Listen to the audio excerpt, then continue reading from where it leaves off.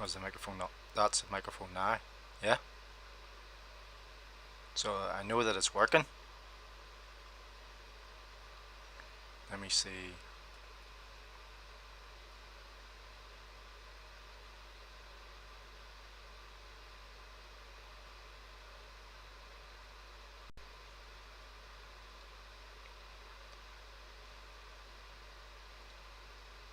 Was the microphone not? That's the microphone now. Yeah. So I know that it's working. Where are we?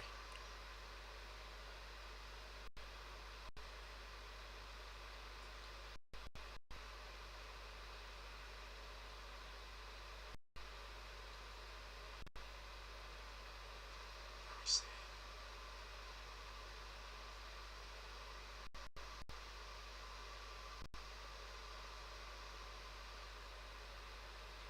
Okay. Seems good.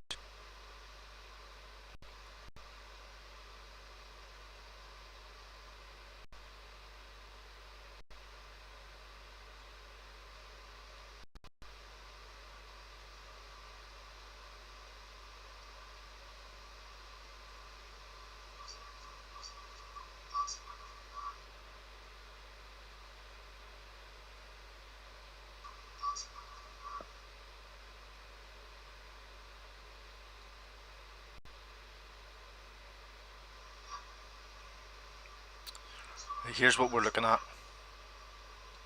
Okay, so I'm using Gemini 2.5 Flash, Preview, Reasoning, Fast All-Round Help. And then Pro is Reasoning, Math and Code. And then obviously I'm not going to pay for upgrade. I don't have the money for that type of thing. Don't have the expenditure. So here, let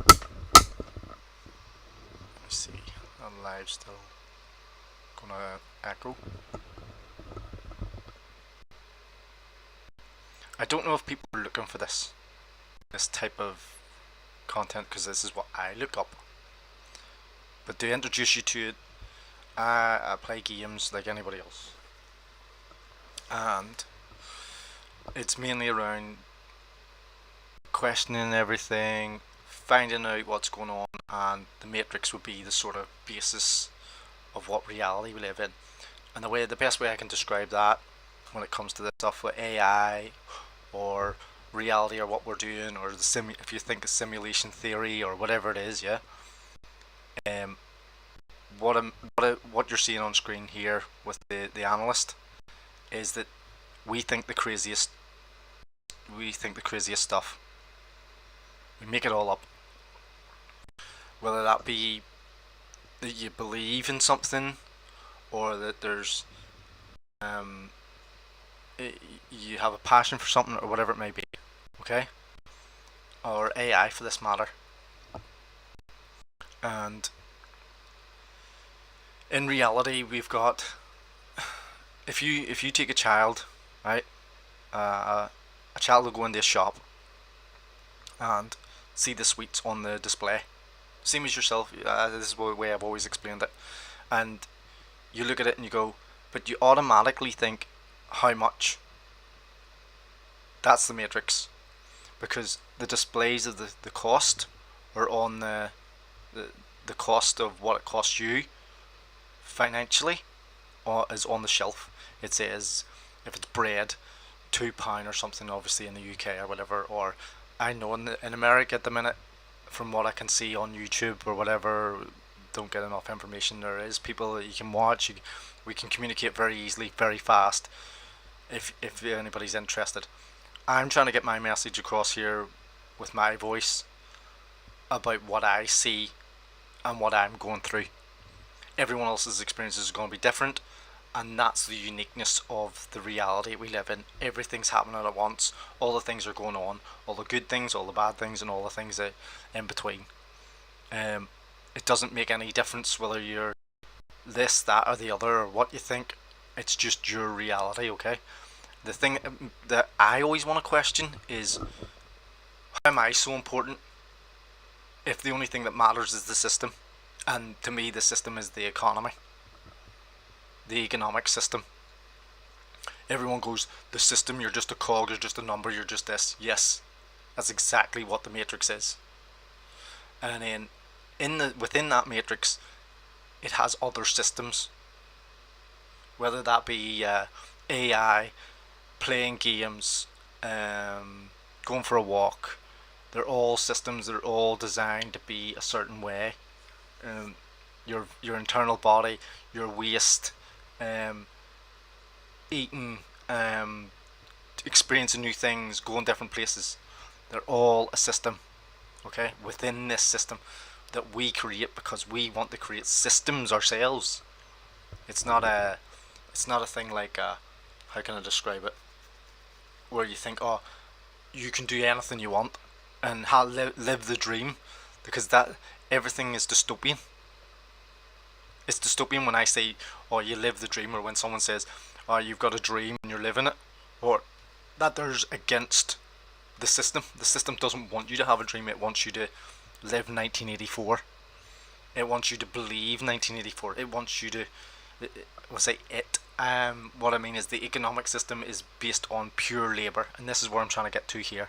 Okay, so I've asked it about job searching. I do the niceties. Hi Gemini. Hi there. How can I help you today? Okay. I says I have a few questions about the job searching, but with a twist from a dystopian standpoint. Okay, that's the main standpoint of reality. Everything is upside down, the wrong way round, the way you view it, nothing is as it seems. Jordan, is it not Jordan Peterson? Jordan Max, let me see. Jordan Max. Jordan Maxwell, is it? Make sure I get this right. You can see it on screen now. Yes, it's Jordan Maxwell. He says, nothing is as it seems. That's another one of the matrix of power there. Reality is based on survival. It's based on you get nothing, and that's the way you'll stay. Let's see if I can get that. And it's streaming there now. I have to get the other one off. Is it working?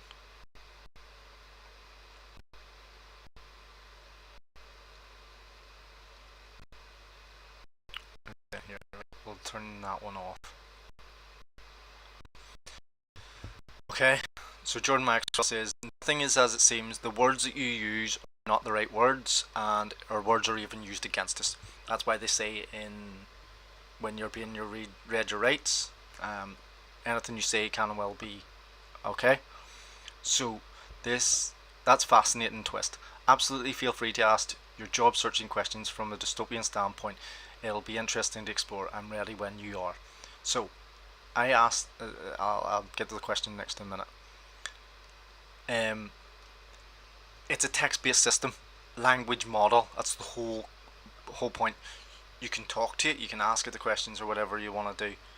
Again, I didn't realize there's deep research, get in-depth answers. That's a search.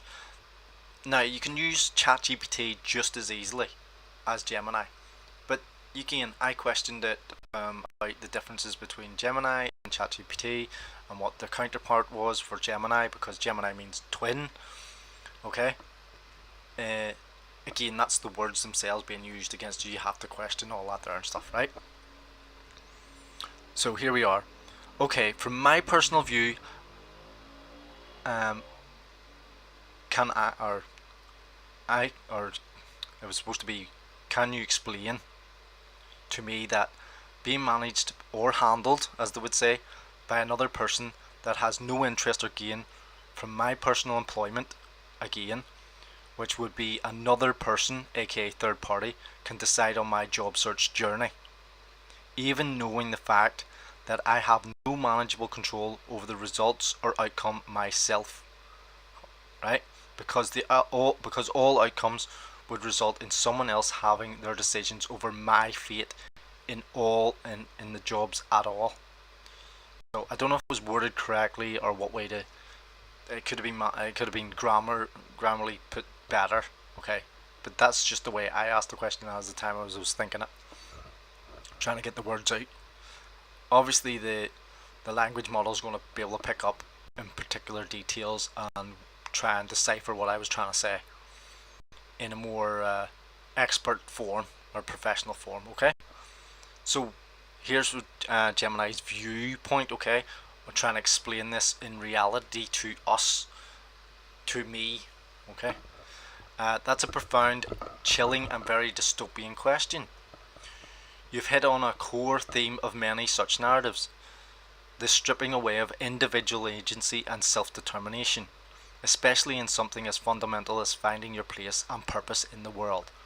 I've done a video on this before about the dystopian job search. Okay, I get a lot of videos that it's not that I get a lot of videos. The algorithm or me that I like these type of videos of what's going on in the working world, the job market. It's just more of it's all based on survival and everything. No one ever talks about it's just based on money. The big thing that's coming around now for Generation Z is that they're pointing out that it's your money that's the problem, but then they're getting countered with it's not just about the money, but yet it's okay for them to have a yacht or a mansion or whatever else off the labours and the backs of others, and then turn around and say it's not about the money. That's obviously not the right way to be talking about it. It's always about the money when it comes to a workplace. If you can't eat and you can't you can't live in a shelter or somewhere have a roof over your head and a bed to sleep in safety, it's about money. No one else is going to care in the matrix or in the system or whatever you want to do, the economic system, unless you have money. And the way I view that is you can get the richest person in the world. Now, I've heard stories about the particular person, Keanu Reeves from The Matrix. Whether they're true or not, I do not know, and I'll never know, because I'll probably never meet the person, and we'll never get. It's just reality. That's the reality we live in. That's the way things go. Whether he's a genuine person or not, or whether again, I always question to the point where it's like, how can they have so much money? They can take whole countries, like I've said before, when I'm gaming or whatever, and I'll sit here, think about things and talk about things or whatever that have no relevance to any man or beast, that they have so much money but yet still be so unhappy, unless they're being managed by somebody else, unless someone's deciding for them what they're going to be doing in their life. Not other people, not family members, not whatever, people that actually have a say over their financial fate or outcome. I call it a financial prison. So that's profound, right? Let's break this down. Break it down. Why the scenario is so unsettling from a dystopian perspective. So I would like to get this message across very clearly, and that's why I've used AI on purpose, or Gemini and ChatGPT, as I'm reading over this. People aren't grasping the fact of this. They're not grasping that job searches and aka the markets, workplaces, and individuals do not see you as a human being. They don't look at you, they don't care, and nobody else cares. That's why I personally think that they do a ritual called the cremation of care on the Bohemian Grove. Again, I'm not going to know whether any of that's real, truth or whatever when they meet up in Bohemian Grove, but one thing is for certain that a lot of people know is that it does go on. It's a fact. It exists. They do it, and you're not allowed on that ground because it's private property or whatever it is. Okay? The fact that that exists is the fact that it does go on. Okay? So that leaves us in a position where if nobody cares and there's rituals going on or whatever it is to keep us down, and it's all about the money, and every other person's not going to care what you're doing in survival, then why are we here? What's the point to all this here in the first place? If you're just going to live a life like Generation Z's having the problem, which millennials had the problem, which Gen X had the same problem, which boomers had the same problem, which the silent generation had the same problem for the last 100 years or so, from the war, World War One or two, to keep the populations down, to keep us in survival mode, to keep us in a state of uh, constant fear, and that when I say they, it's just ourselves. It's ourselves curtailing each other by looking at each other in contempt. That each person's not allowed to get out of their box or out the crab bucket scenario when we can all help each other. But that's not gonna. Pros don't like pros. Simple as that, and they never will, because everyone's gonna look at each other in jealousy that someone else has got something that you haven't got, when that's not the reality. That's not how people see each other. That's not what you feel when you're sitting on a random Monday night or a Sunday night, for that matter, ready for the Monday morning races. That you dream of it being better. You dream of not having to do it. You dream of it wanting to, and they can. I've said about this before with the farmers. There was a whole big issue there, and now that's all blown over as well about the farmers. It's just all forgot about now, because people get over these things. It takes 3 weeks for people to forget about things.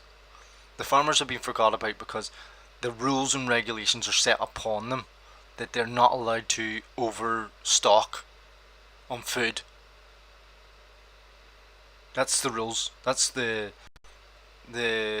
regulations been set on them by companies, by groups of individuals that don't care.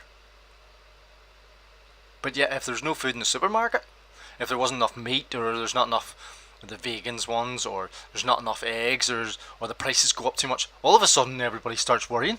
Everyone starts thinking like the way things are now, and that's why I point out about this dystopian reality. I've been playing a game recently that I enjoy, and if there's a lot of the community out there that do Warhammer, that's the reality we're going to get. As far as I'm concerned, that's the reality we're going to get if we keep going down this path or this journey. Warhammer doesn't care. There's nothing left but war. I think that the guy that created Warhammer seen this. And it's the biggest stick wins type of thing. Whoever has the biggest stick. That's what the orcs were all about, isn't it? They don't care. Survival of the fittest and all. Same for the Stardies of the humans. Right, let me get on with this. Okay, the dystopian's perspective. The dehumanization of the individual. Reduced to a commodity or a resource. How often do you hear that? If a third party without personal investment or gain dictates your job search, you cease to be a person with aspirations, skills, and desires. Yes. If a third party without personal investment, gain dictates your job search, which they always leave that open, that last part, that you do that bit, you cease to be a person with aspirations, skills, and desires. If a third party without personal investment or gain dictates your job search, indeed, recruitment agencies dictate your job search, you cease to be a person with aspirations, skills, and desires. So that's where you have to decide then. Gen Z's trying to make their own thing in the gig world and trying to find their passion, trying to do these other things to try and make money individually. Money comes from other people. It doesn't come from you. I've said this before. I don't know how many times I need to keep saying this. I keep shouting into this mic or this void for no reason whatsoever. And it might as well be, again, as I say, shouting into the void. And I'm the type of person where I'll say it as I see it. I'll say what you're thinking and everyone else is thinking it. You become merely a unit of labour. That's what's happening. It's happening right now. To be assigned and deployed as seen fit. Like a cog in a larger, indifferent machine. Your individuality is irrelevant. So you've got the whole group. you've got the whole groups of people of LGBTQ plus or whatever it is, but that's a group, not an individual, a group. And then you've got companies that get on the bandwagon because they've got pushback, so they have to get onto it for selling a marketing point. Another group. Groups of individuals, groups of individuals, groups of individuals. The individual doesn't matter. The individual is irrelevant. Okay? When life is irrelevant, the individual is irrelevant. Loss of identity and self-worth. A significant part of human identity is tied to meaningful work and the pursuit of goals. A significant part of human identity is tied to meaningful work and pursuit of goals. And the pursuit of goals. If you are working 40 hours a week of your life to a factory job, to something that you have not gained any relevance out of apart from financial gain, and the financial is below the means of what you're living, do something else. I advise you to do something else. It doesn't matter what it is, just do it. Do it in the workplace, do it outside the workplace, do it in the toilets, do it whatever, it doesn't matter. You're getting no financial gain anyway. You're not going to get anywhere unless you pursue what you want to pursue. The group is not going to help you ever. And the few of the videos I do watch, no one's coming to save you. That's what they always say. No one is coming to get you, no one's coming to help you, and no one cares what you do. Unless it's their personal gain. I keep saying this. Loss of identity and self-worth. When your job search and your extension, and by extension your potential is entirely controlled by an external, detached entity, it erodes your sense of self-worth. You are no longer striving for something you want, but merely fulfilling a requirement imposed upon you. That's financial prison. Let me read that again. You are no longer striving for something you want, but merely fulfilling a requirement imposed upon you. Get that right. Get that through to the pro's thick skull. It's so thick, it's as small as a chicken's brain. And even a chicken could understand that. The illusion of choice, or lack thereof. Right? Again, you're standing in the supermarket, you're standing in the street, you're standing wherever, you think you've got all these choices. New pair of shoes, new clothes, new chocolate bar, whatever it is, different chocolate bars, or cereal boxes, whatever it is. No manageable control. You explicitly state you have no manageable control of the results or outcome myself. Nope. No manageable control over the results or outcome myself. This is key to the dystopian nightmare. Key to it. Even if there's a pretense of choice, the underlying reality is the decision-making power rests entirely elsewhere, someone else. They will always have the decision over what they want to do on you, not the other way around. It doesn't work like that. That's what Indeed, recruitment agencies, and employers, companies, insurance, taxation, whatever it may be, is the matrix. It decides for you. You don't decide. You don't make the rules. You don't make the outcome. And I'm not saying lay down flat and forget. What I'm saying is stand up and point out the nothingness that you get from it. You get nothing from the results. You get nothing in gain. It's like when you have the control over somebody else's life, are you going to make their life better or worse? Especially when you have a financial gain in it.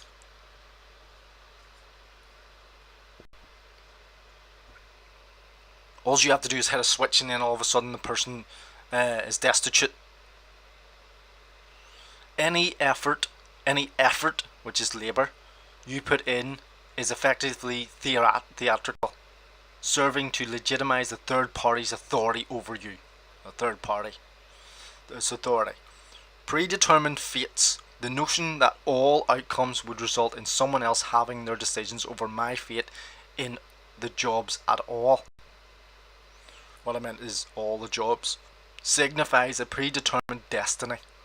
This eliminates hope which I don't hope, ambition, and the natural human drive to improve one's circumstances through effort and initiative. It's a form of fatalism imposed from above, right? Fatalism imposed from above. Women have a big problem with, I can't get a man, I can't get a good man, I can't get this, I can't get that. It's not up to you. The man decides whether he wants you or not. Whether you're good looking enough or whatever it may be, yeah? That's the same as a job search. The employer decides whether you're good enough or not. It's all based on whole maths. That you're going to get whatever you want, but it's all based on the other person when they decide. Same goes the other way around. The woman will decide whether she wants you or not. Obviously, the woman has more control over the relationship than the man has, because of, I suppose, well, there's 50% of there's supposed to be 50% of each gender, I suppose, when you go down that role, male or female. That's why then you end up obviously with homosexuals on both sides, or people want them to be one side or the other so they can gain an advantage. I could be a woman or I could be a man or whatever it is. Yeah, they think they can gain an advantage, and then they realise that it's not like that when they actually change their frame of mind. There's women now pointing out that when they go into the apps to be a boy, they can't get a girl, but yet the girls think it's easy because they have the relationship control, because obviously they have the thing that the man wants, the tackle. The nature of the third party, okay? It's always somebody outside your control. Third party. The lack of personal interest or gain. This is crucial in a capitalist. Now, I didn't influence that word any at all. There's a wee thing I've got there which is crony capitalism. It's not that you're against capitalism, you're against crony capitalism. That's the other side, okay? Which I'm trying to point out here. Crony capitalism is when everyone decides, obviously, that they're gaining something from it and they'll keep it the way it is, which is the system, which is the economy, which is comes down and everything. And say it's a trickle down economy. Yes, it's a trickle down of wet yellow water, or even a conventionally totalitarian system in a dictatorship. There's usually a clear, albeit often exploitative reason for control, e.g. profit, maintenance of power. There you go. I've spoke to Gemini about this before, and obviously it's building a profile on me or whatever, if you want to say. But again, you can talk to you about anything, because in the society or the way we live, it's all based on nothingness.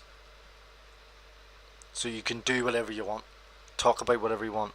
It's whatever way you want it, which is that's what I think is the genius behind it. I like the genius behind it, where it's like you can say whatever you want because they can say whatever they want, and it's back and forth forever. It's only when other people start getting involved, then it starts becoming a group decision. But a third party from the no interest or gain suggests a bureaucratic, dispassionate, and perhaps even arbitrary form of control. This can be more terrifying than overt malice. It can be even worse than overt malice. Worse when they decide for you, as it implies a systematic indifference to human well-being. That is absolutely beyond survival now. Let me read that again. But a third party has no interest or gain suggests a bureaucratic, dispassionate, and perhaps even arbitrary form of control. This can be more terrifying than overt malice. Leaving it out.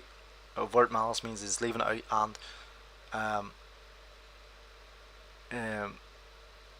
leaving something out, keeping it, not speaking about it, and ruining it for the other person, as it implies a systematic indifference to human well-being. That's even beyond what I can think. That's why I had to read that a second time. an unseen hand. This third party might be a vast, Im- impersonal algorithm, a faceless bureaucracy, a company, or a collective intelligence. So it would probably be more likely to be a faceless bureaucracy where the rules are set in place, and that's a company. A collective intelligence would probably be more of a think tank, and impersonal algorithm is obviously, as you know, the AI. The less human and relatable controller, the more alienating and oppressive the system becomes. Think about that for a minute, people. If you're hearing me about saying this, the less human, which they're trying to remove the human aspect of talking to somebody on the phone, or even having some sort of say, or clicking a couple of buttons on a computer screen, the less human and relatable the controller, the more alienating and oppressive the system becomes. That's why we should be communicating more on YouTube. We should communicate more on social medias. We should be communicating more on Discords and closed groups and WhatsApps. We should communicating as much as possible to push back all these how can you say it, economic systems of control or bureaucracies or collective intelligences that are. And now the collective intelligences are actually are beyond they're actually quite genius. Which I mean is like, well, if I said something, oh, there shouldn't be people homeless, that's a loaded statement. There shouldn't be. Should is a very loaded word,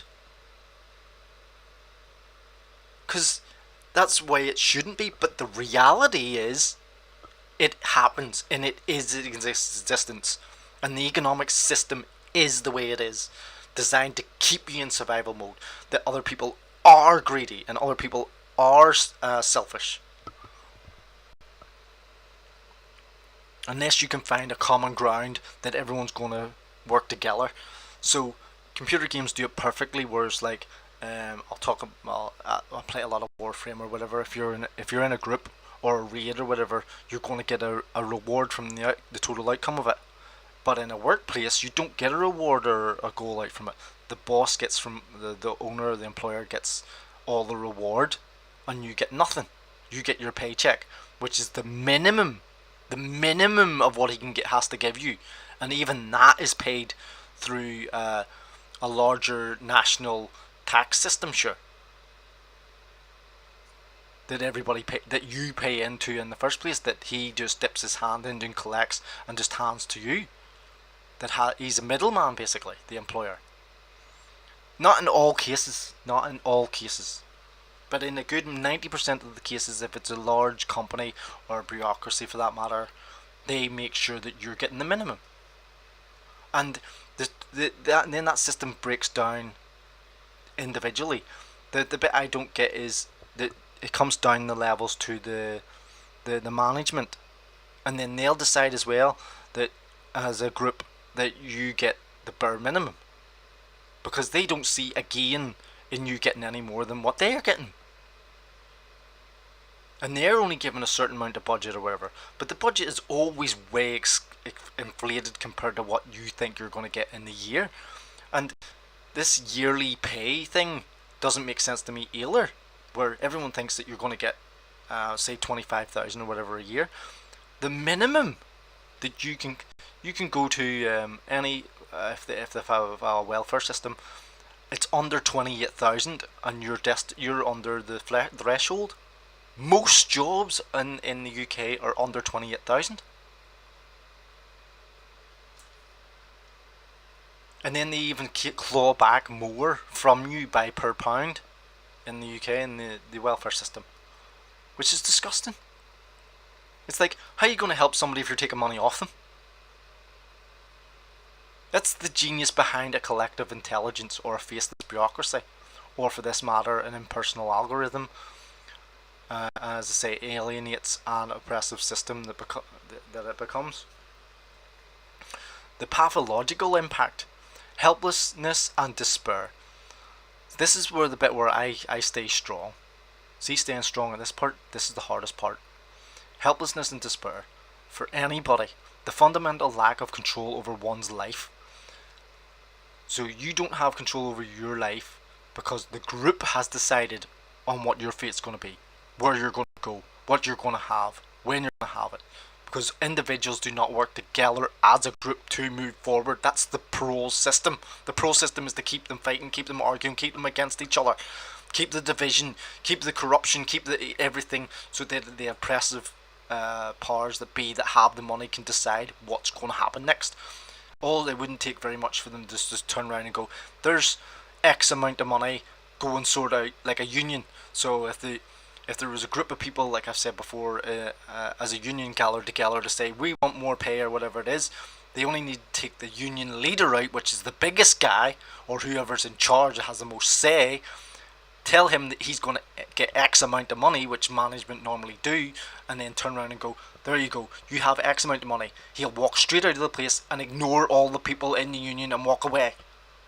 And then the union will just break down individually and disband eventually, because people can't hold things together when there's no money involved. There's no personal gain, there's no final reward. And then start flaunting pensions in front of people. They start flaunting things in the years ahead, the future, what it could be, when you might get it, or it's all going to be rosy eventually. It's not going to happen. Nobody's coming to save you. Nothing's going to change. They're going to keep it this way on purpose. Ourselves, when I say they, I mean us. We're going to keep it this way. There isn't anything other than human beings on this planet that have control over the economic system. I don't know who they are. There's no they. There's us. Individually, when you stand up and Gen Z takes a video in a workplace, in McDonald's or wherever it may be, for their paycheck, and they turn around and go, this isn't enough for me to pay my rent. That's a standing up. That's an individual pointing out that this is not going to work for me. I need more pay. I need a better life for myself, for my children, or for my girlfriend, or whatever it may be. That's where it counts.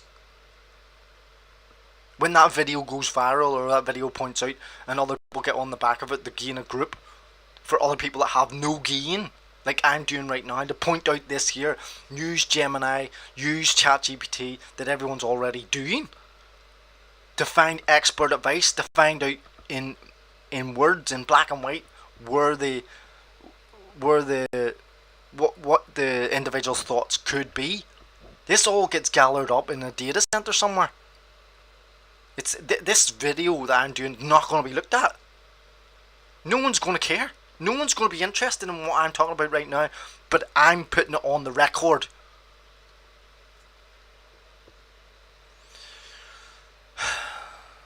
The fundamental lack of control over one's life, especially in a sphere as vital as substance and purpose, leads to profound feelings of helplessness, despair, and anomie, a sense of normlessness or alienation.